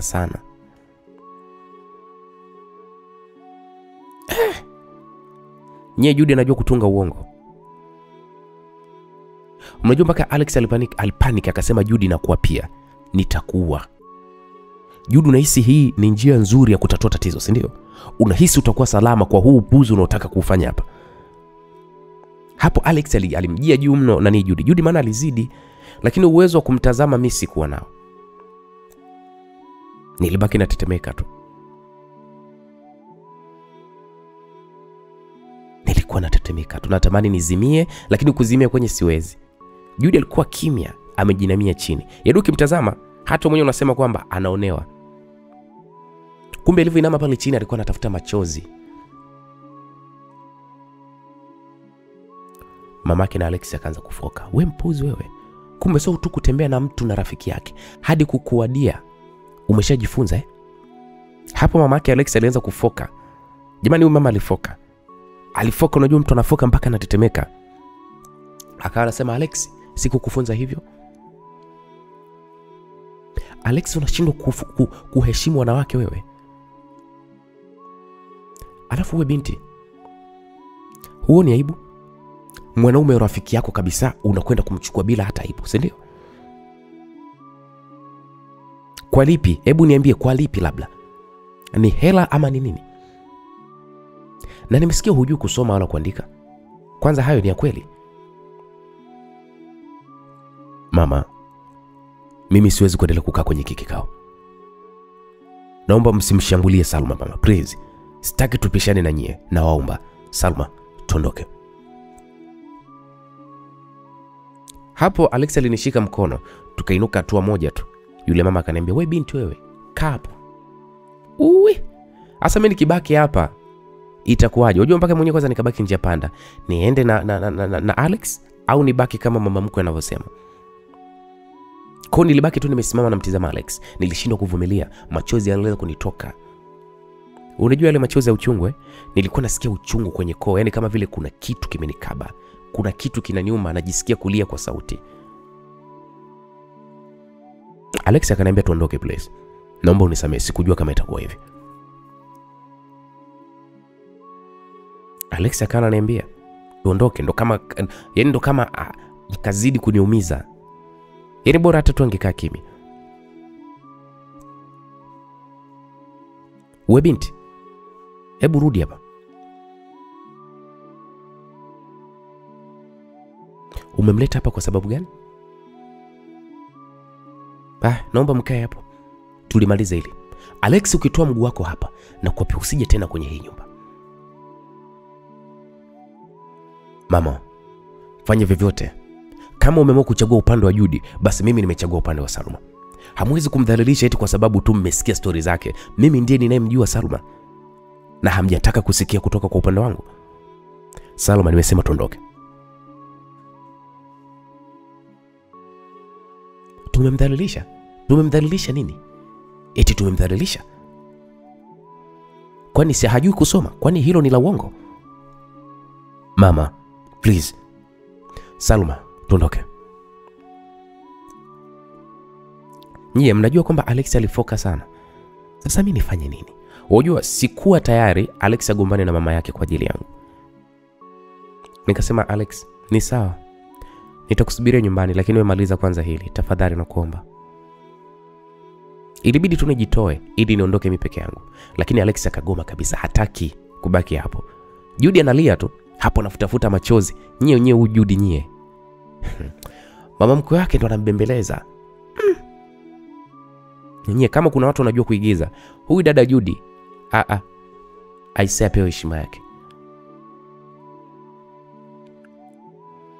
Mama unavuka mipaka. Kwa sababu umeambiwa na Judy, basi usimkashifu Salma vyovyote vile unavyojisikia. Ngoja tu niwaambie kwamba Salma anampenda. Vyovyote alivyo, mimi nampenda. Hilo sio jukumu lenu, hilo ni jukumu langu kuhakikisha kwamba nampenda. Nisikilize wewe Alex. Sijamkashifu, naomba unielewe. Lakini naumia, yeye ni mwanamke. Anawezaje kumzunguka mwenzie tena yuko kwenye hali kama hiyo? Alex, hebu tazama kwanza mtoto wako. Huyo mimi sio mtoto wangu mama. Sio mwanangu. Na huyo mshenze hajawahi kuwa na urafiki na Salma. Yes, ni kweli, yeye ndiye aliyesababisha nikakutana na Salma. Kwa sababu ya Hebu nyamaza wewe. Mjinga mmoja wewe. Kwa unatukana mbele yangu? Hebu kaa hapo chini. Huna udole wewe bado kunisemea mimi, huna. Mama, mimi sitokaa na sikai. Naondoka na Salma, na ukitaka nisije hapa nyumbani kwako sawa, sitokuja tena. Baki na huyo mwanamke ambaye yeye unamwona ni bora kwako kuliko mimi. Kwa hiyo wewe unachagua huyo mwanamke badala ya familia yako. Huyo mwanamke yupo kukuchuma mali tu Alex. Mama, Salma ndiye mke wangu. Na kama anachuma mali, basi anachuma za mume wake. Enough, inatosha. Jamani wewe Alex wewe. Alex umekumbwa na nini mwanangu? Kwanza huyo sio dini yako. Hebu muangalie huyo mama wa mwanao Alex. Mama, mimi niko tayari kubadili dini. Hilo nilishaongea naye kwa kuwa hajanitaka. Mimi ndo nimemtaka. Na kwa sababu mimi hamjataka mimi kunisikiliza, basi iko hivyo. Alexi, sasa unavuka mipaka zaidi. Yaani unataka kubadilisha dini? Ndio baba. Mbona ulimbadilisha mama? Mama amekufa. Mpumbavu. Kwa hiyo wewe unatutusi sisi, si ndio? Hapo msikilizaji, yakawa mabishano. Sio mama wala sio baba, wote wanamshambulia Alex. Mimi namtoa mkono wa Alex aniachie niende ili amalizane na ndugu zake. Sasa Alex alikuwa ananiachia basi. Swala la Alex kusema kwamba anabadilisha dini kwa sababu yangu, nyie lilileta shida mpya kabisa. Mamake ndo akawa kama vile amechanganyikiwa. Anasema kwamba Judy alikuwa yuko sahihi kusema kwamba Alex amerogwa. Wewe Alex, wewe amka jamani, wewe mwanangu. Amka. Jamani, ilikuwa ni kisanga ise. Yaani ikaonekana sasa mimi nimemroga nani? Alex. Na tetemeka. Kihelehele chote cha kwenda ukweni kilinisha. Alex alininunulia gauni jipya. Nilikuwa nimependeza mwenyewe. Mwishoni kapakwa tope. Yamenishuka yote. Sasa katikati ya mabishano ghafla Ino bwana si aliingia tena. Tena Ino alikuwa yuko kasi. Ino alipoingia tu alinyosha moja kwa moja kwa Alex. Kichwani nikajua huenda Ino atachangia kuleta amani. Kilitawala kimya. Ino akiwa anamtizama Alex, mara ghafla nikashangaa anamweka ngumi ya uso kibao. Unajua hizo mara ya kwanza Ino kumpiga Alex. Yaani mbona kama ndio imekuwa too much. Paka nikajiuliza hii ni nini? Ino akainua mkono, akataka kumwasha tena kibao kingine, mimi nikamzuia. Mama yake na Alex akamuuliza, "Wewe Ino umechanganyikiwa?" Ino hakuwajibu wazazi wake wala hakuwatazama wazazi wake. Alinishika mimi mkono, akaniachanisha na Alex. Alex, nilikwambia, malizana kwanza na huyo mpumbavu wako kabla hujafanya maamuzi ya kuwa na Salma. Leo umemuumiza msichana ambaye hajui chochote kuhusu shida zako na huyu mwanamke wako wala wazazi wako. Siku nyingine nitakuua. Unajua nilishangaa kwa haya maneno ya Ino Nikasema kweli Ino maskini ya Mungu ananipenda na hataki niumie. Hivi ulishaye kuona upo kwenye ile hali ya kufa moyo alafu unahisi kama vile umetelekezwa jangwani. Unawaza kama nikipata maji hapa Mungu wangu na hapa sitakusaliti tena. Unatamani mate yako yageuzwe yawe ndio njia kukuondolea hicho kiu chako. Alafu ghafla inatokea chemchem tena yenye maji safi kabisa sio kuwa na mashaka. Vile utakavyompa Mungu utukufu wake ndio mimi hapa leo. Nilihisi kama Bwana Yesu amekuja kuninyakua kutoka kwenye shimo la mashetani. Ino akamgeukea Judy. Hapo Judy aliacha kulia, nikamwona na sura imekaza kweli kweli. Ino akasema, wewe mwanamke wewe, siku nyingine mtumie bwana wako huyu mpuzi mwenzio na sio Salma tena. Yaani leo iwe mwanzo na mwisho kabisa. Nitakapokuja tena kuliona hili na kwa pia nitakutoa hiyo mimba yako. Chezea hawa wazee uliowaweza akili yao na sio huyu mwanamke. Mama na baba na waheshimu sana. Nimesikia kashfa zenu juu ya huyu mwanamke. Naombeni nisije kusikia tena kwenye huu mchezo. Chezeni nyie hapo wanne bila kumuumiza mtu mwingine. Huyu Salma hakuna shutuma ya kweli hata moja alionayo katika hizo mlizoziongea.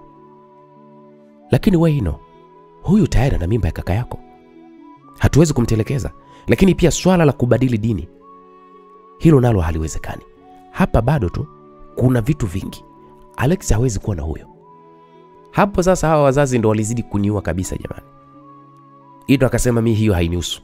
Namchukua Salma tunaondoka na wala hatarudi tena hapa. Malizana na hao.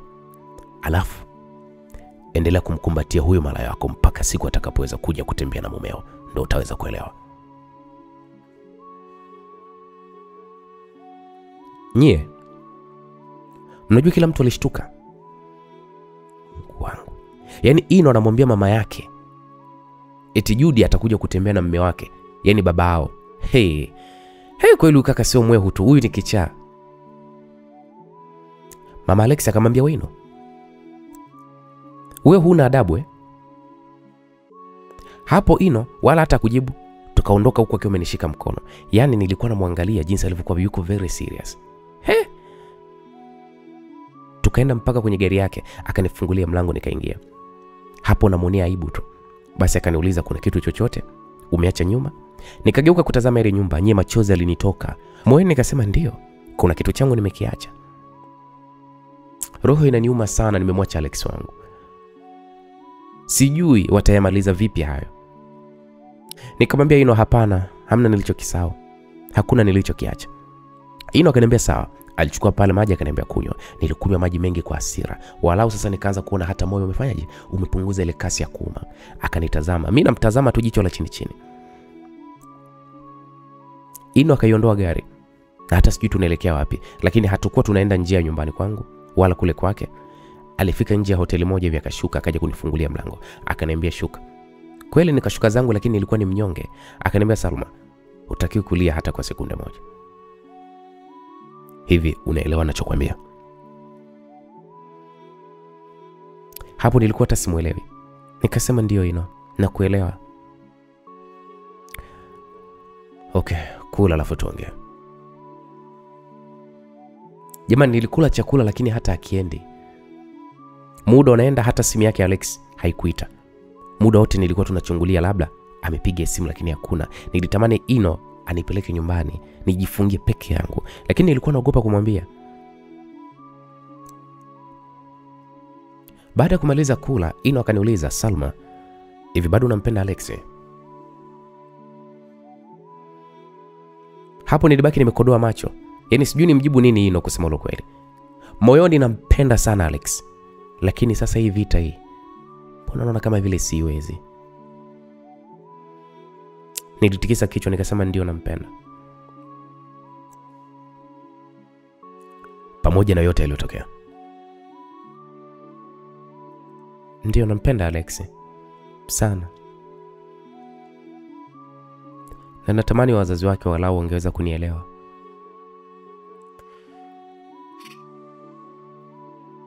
Hapo Ino alivuta pumzi, alichukua juice ilikuwepo kwenye glasi ya kanywa funda moja. Wakati anashusha ile glasi akaniambia, basi pambana. Pambania. Pigania moyo wako unachokitaka. Hilo ndio jibu la moyo wako. Hapo nikajiambia moyoni, kwa hiyo huyu Ino ananidharau, anaona bora ningemkubali yeye au ni vipi? Yaani sikuelewa jibu lake. Nilimtazama kwa muda, wakati yeye wala hata hakujali. Ino alikuwa yuko busy tu anabonyeza simu yake, na baada ya dakika akarudisha simu mfukoni akanitazama. Unajua Salma, wewe ni mwanamke mwenye uelewa sana. Upo vizuri. Sijawahi kabisa kumkubali yule mwanamke wa Alex kwenye maisha yangu yote. Tangu siku ya kwanza tunamjua. Judy ni mdangaji, na mfahamu vizuri, na ana mbinu nyingi sana. Akitaka jambo lake basi atalipata. Sasa kama unampenda Alex, hebu simama kama mwanamke. Hutaki kulia. Yule Judy ana mimba, ndio anayotambia, lakini wewe una moyo wa Alex, kwa hiyo hutaki kuweza kumtelekeza. Hakuna anayejua kama kweli ile mimba ni Alex au vipi, japo yeye mwenyewe Judy anasema mimba ni Alex. Na wale wazee, hebu wapatie muda tu. Wale huwa wana msimamo sana. Hakuna wa kuwatoa ila wewe na imani yako. Uamini moyo wa Alex. Hajawahi kujibu vibaya wale wazee, lakini leo nimemwona amekuwa ni jasiri sana kwa ajili yako. Kumpe muda please. Natamani kumwona Alex anatulia sehemu, lakini sio kwa yule mpuuzi Judy.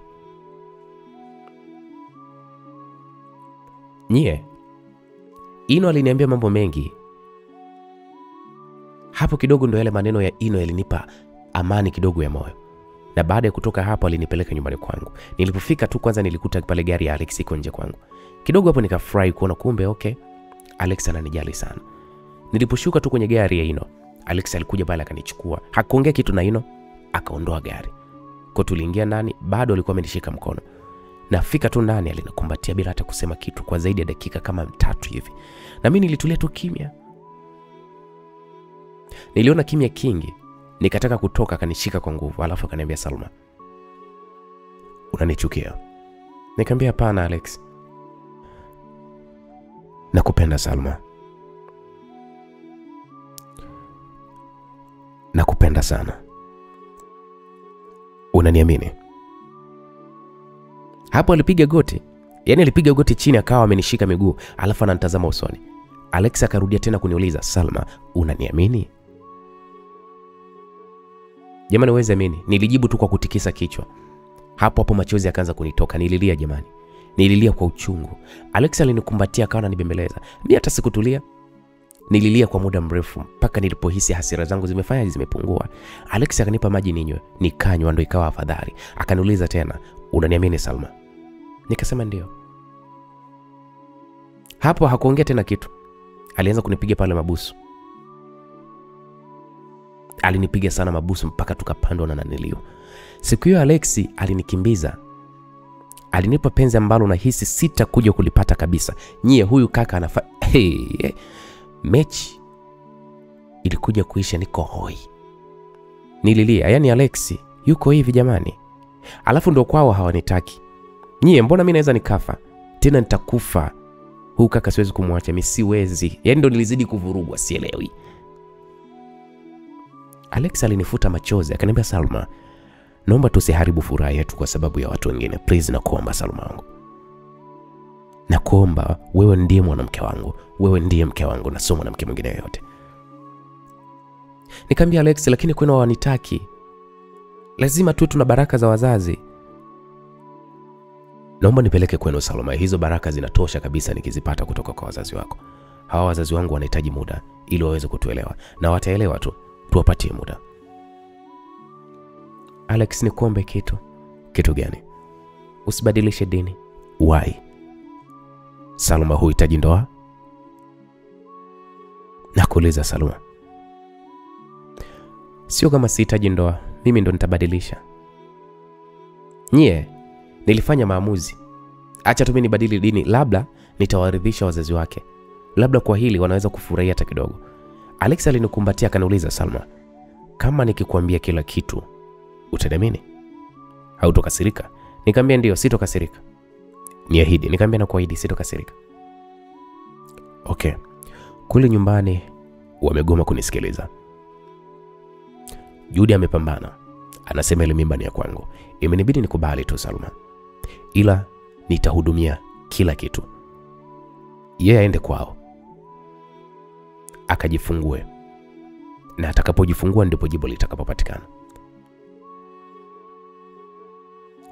Lakini baada ya kuongea sijui na mama yake mdogo, amekataa kwa kusema kwamba Judy inatakiwa aishi na mtu aliyempatia mimba.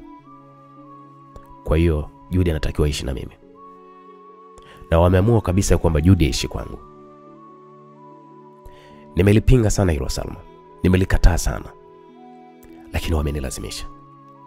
Baada ya kutoka hapo, mimi nimekuja hapa.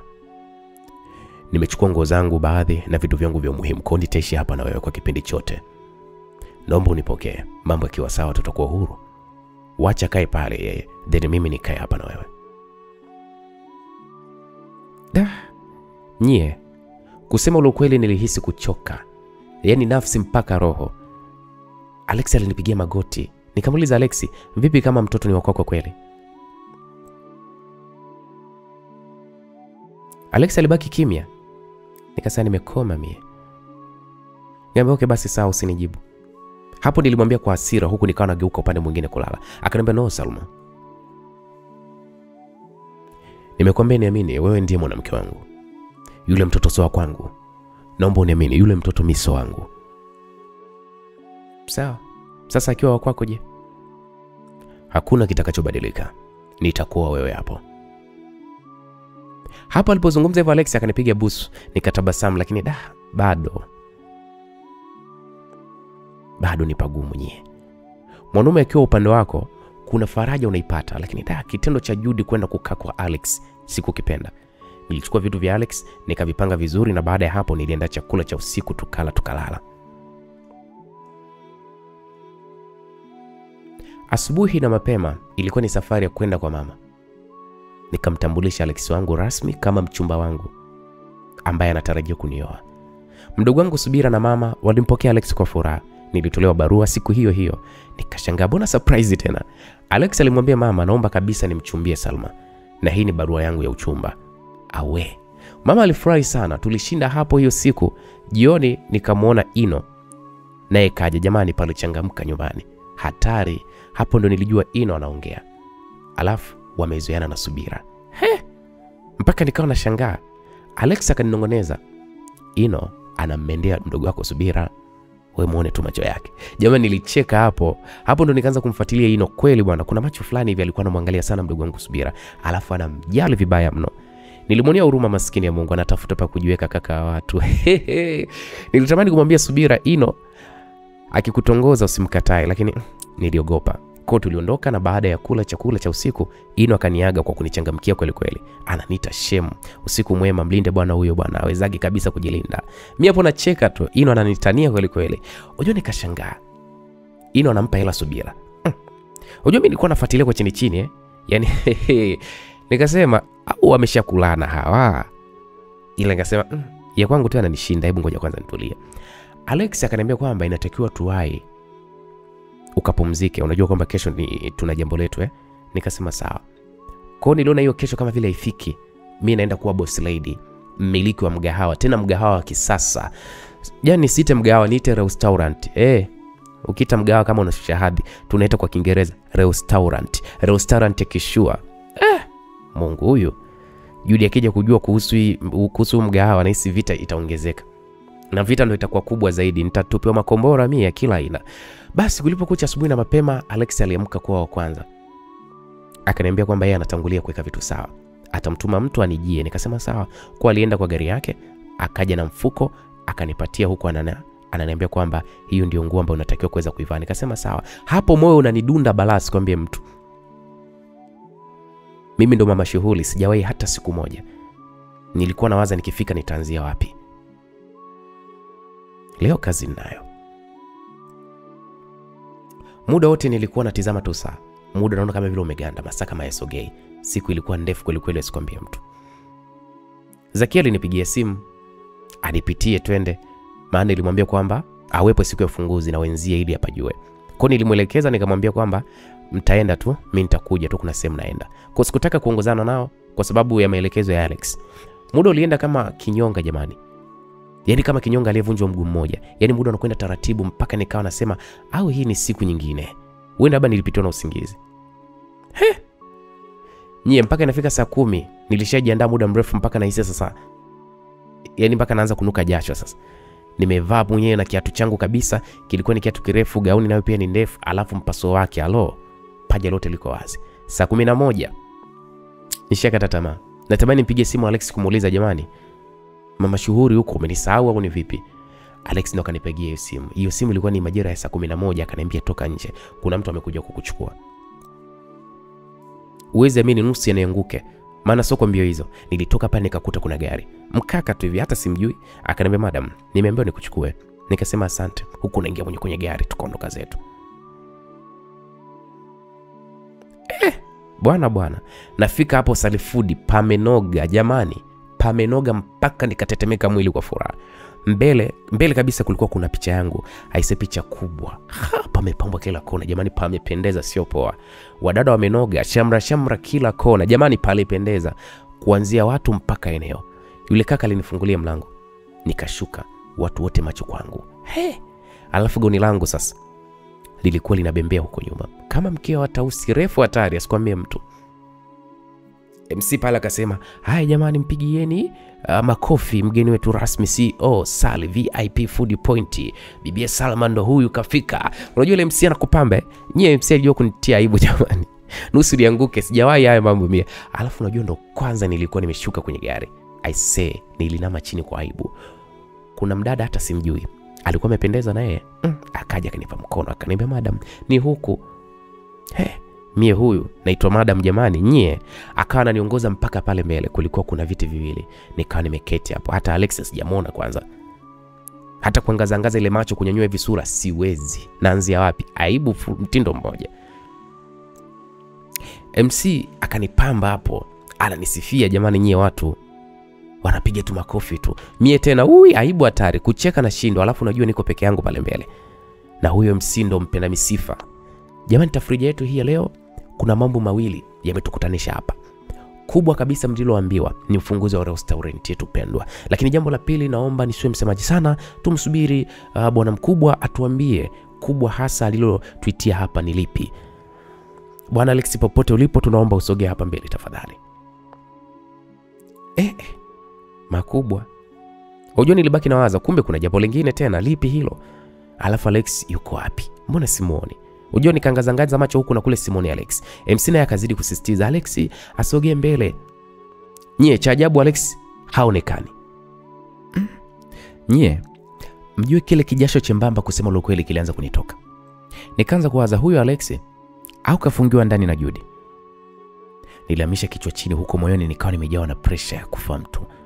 Muda mfupi baadaye nikasikia watu pale wanapiga makofi. Nikainua uso haraka nikamwona Alex anaingia.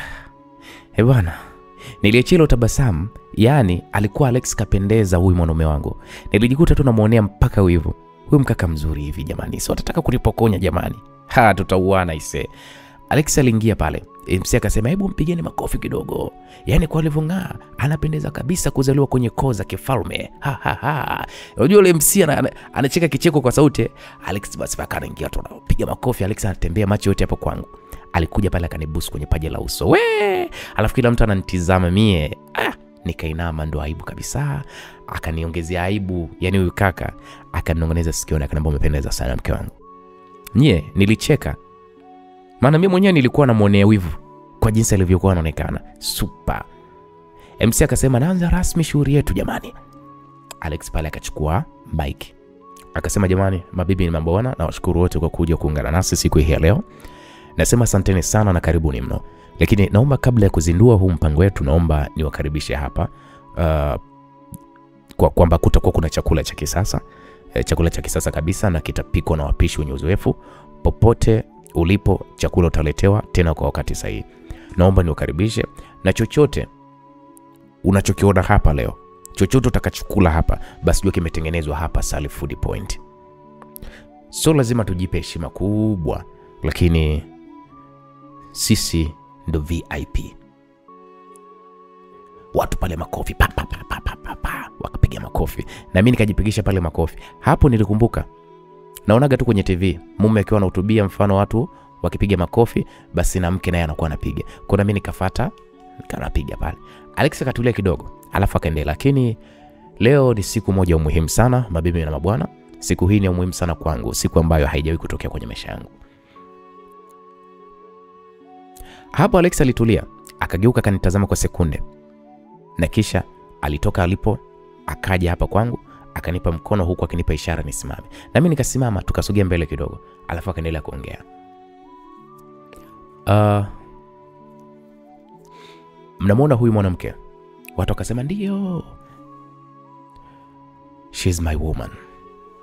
Watu wote wakapiga makofi pale na vigeregere. Alex akaendelea, sikuwahi kujiona mimi ni mkamilifu mpaka ile siku nilipokutana na Salma. Salma ni mwanamke aliyetimia kwangu.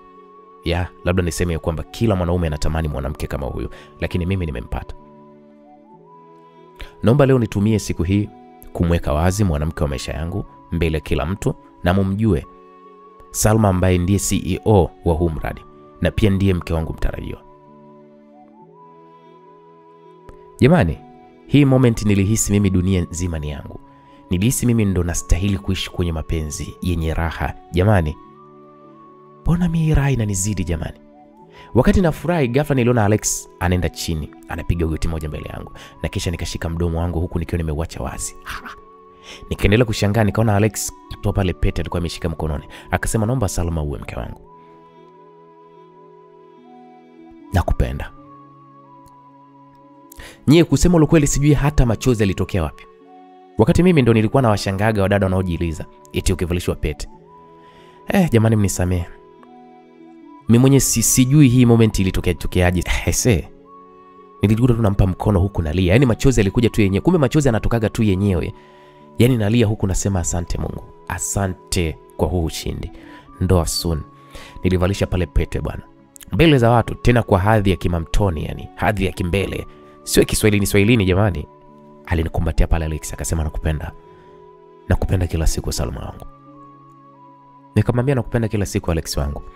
Hapo tunaongea kila mtu sikioni kwa mwenzie, yani tunanongonezana. Basi pale tuliposimama tu, watu walikuwa wanakuja kutupatia mkono hongera, maana hawakuwa na zawadi na hawakuwa na taarifa kwamba kuna watu wanachumbiana. Ilikuwa ni surprise. Sasa sindo nikamwona Subira mdogo wangu. Wajua sikuwa nimemwona hata mara moja, ila nilipokuwa sasa natoka nyumbani niliongea naye na akaniambia kashafika yuko hapo. Jamani, mdogo wangu alikuwa ameongozana na Ino. Subira mdogo wangu alivyopendeza, mpaka nilimsahau. Hiyo makeup, hiyo nguo yake, nyie, alafu kilichonichosha, nguo alikuwa amefanana na Ino. Aisee, tena wanatembea wameshikana mikono. Nikasema hapa hakuna kazi hapa. Si nilipanga ni muajiri Subira. Haya sasa kama ndo anachukuliwa na Ino, unadhani Ino atakubali mpenzi wake hajafanya kazi hapa kwenye ofisi yangu? Haiwezekani. Subira kanishtua, we dada mbona hujiamini? Subira alinishtua vile nilikuwa ninamshangaa. Yaani hata ungemwona msikilizaji ungebaki mdomo wazi kwa jinsi alivyobadilika. Na hivi mdogo wangu ana mshepu ule mkubwa, sio kama mimi. Mimi ni simple tu, lakini yeye kanizidi. Sasa alikuwa amevalia kisketi kifupi cha suti, kipo juu ya magoti, alafu juu amevalia kiblouse cha chiffon. Nyie, kiatu chake kirefu, usoni hiyo makeup jamani. Kawa kama kwenye video, wale wadada wale, ma video vixen. Alafu Ino sasa alikuwa amevaa suti za kufanana na sketi ya Subira. Wamependeza jamani, sio poa. Unajua nilishangaa, Subira na bonge la simu alikuwa ameshika mkononi. Nikamwambia umependeza wewe. Akasema dada, tutaongea baadaye, tulia. Mimi nawatizama tu. Nikasema hapa, Ino hapa. Usikute kashajipatia. Haya bwana, nimependa. Naomba iwe hivyo kweli. Nitafurahi hatari. Basi nikashangaa pale mamangu naye yupo, kapendeza mwenyewe. Akaja pale kunipa hongera. Nikamwambia asante mamangu. Mama karudi pale kuketi. Watu wote sasa walikuwa wamekaa wametulia. MC akasema, tunaenda kufungua rasmi ofisi yetu baada ya kutambulisha wafanyakazi. Basi akaitwa hapo wote, timu ya wafanyakazi wote, mpaka Zakia na shoga zake, wapishi, mpaka watu wakasamba, yani mpaka watu kusambaza chakula. Nyie, ofisi ni kubwa. Zakia alikuwa ananitazama tu. Najua tu huyu hapo anakabwa, yani hapo nikajua tu Zakia anakabwa hatari. Maana nimemfanyia surprise na mimi ndo naenda kwa bosi wake. Wale wadada wa mtaani kwetu wanatoa tu macho. Mimi hapo nikasema safi. Basi tulikwenda pale, nikakata pale utepe rasmi kufungua ofisi yangu. Nikapiga pale makofi, watu wakaendelea kupati hapo, kunywa na kula. Mimi na Alex hapo tuko tu tunapita kila meza kuongea na watu, kuwakaribisha, kupiga story 2-3. Tulifika meza ambayo alikuwa amekaa Felix na Bruno. Alafu kulikuwa kuna wakaka kama 3, jumla kama wako 5. Tuliwasalimia vizuri tu, kila mtu alikuwa anatoa neno lake. Wengine wanasifia, huko wengine wanamwambia Alex kwamba ameokota dodo. Hongera hapo kama zote. Felix alikuwa amesimama, akasogea karibu na sikio langu. Akaniambia, "Ulivyopendeza utafikiri unajua kusoma vile." Felix aliniambia kwa sauti ndogo sana, lakini ilinishtua moyo. Nikaona aibu. Alafu yeye alikuwa anacheka. Akasema kwa sauti, "Hongera bwana." Sasa na mimi kabidi tu nicheke, nikasema sawa usijali. Bruno akamwambia Alex kwamba, "Wewe unatutambulisha mapema jamani. Mimi nilikuwa naandaa mashambulizi hapa. Mashambulizi makali. Baada ile la mwanzo kufeli." Salma wewe ni mrembo sana, kila mtu anatamani awe na wewe. Alex hongera bwana. Felix akajibu, wewe. Nani anataka kuoa mwanamke ajue kusoma bwana? Si unaleta ujinga kwenye ukoo. Wewe dogo vipi? Hapo Felix akawa amemjibu Bruno ambaye ni ndugu yake. Felix aliongea hayo maneno kwa kashfa, huko akawa anatazama kwa dharau mno. Mkononi alikuwa ameshika glasi ya pombe kali, alafu alikuwa anainywa yote kwa pamoja. Alex alitabasamu tu, lakini sura yake Alex iliongea jambo. Akanishika mkono, alafu hakumjibu Bruno. Tukaondoka zetu mpaka kwa Kinaino. Wakati huo mama alikuwa ashaenda nyumbani tayari. Tumefika mezani kwa Kinaino pamoja na mdogo wangu Subira. Ghafla simu ilianza kuita. Kucheka alikuwa anapiga alikuwa ni Judy. Kwanza nikashtuka. Kwa nini Judy anipigie mimi simu? Kwamba Judy ana lipi la kuniambia? Kuna kitu gani?